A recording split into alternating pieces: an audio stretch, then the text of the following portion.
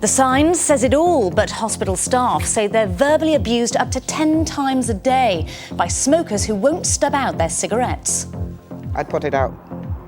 If the man came to me and I said, oh, sorry, didn't know, didn't realise that I'd put it out, but I wouldn't argue with him, it's his job. Hair and Beauty looks set. But some are left fuming, and it's security staff who are bearing the brunt. These pictures from the hospital CCTV cameras taken this afternoon show smokers being approached by Steve Jones, the North Wales NHS Trust security advisor. In both cases, they're happy to stick to the rules, but it's not always like that.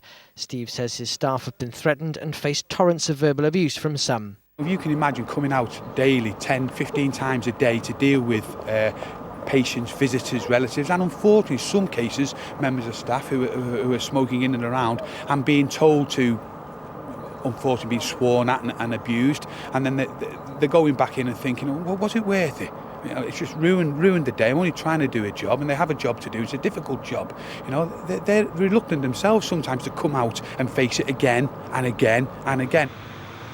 There are few hospital entrances that don't attract smokers, and the majority of hospital staff, patients and visitors still have to walk past clouds of smoke to get in. Smokers say a shelter or similar facility should be provided for them. Some patients that have got IVs and things like that, they then would have to travel all the way to the main road and stand there in their dressing gowns and that, freezing cold, sometimes in the winter, just to have a cigarette. Well, I'm sorry, that's wrong. There should be at least somewhere you could go under and enclosed that you could have a cigarette, because nobody can give up like that. And if you come to hospital, it's the worst thing in the world. You're lying in bed and you think and you think and you think.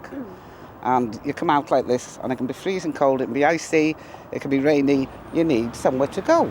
There are no plans for a designated smoking area here. The hospital says that would be the wrong message from the health service.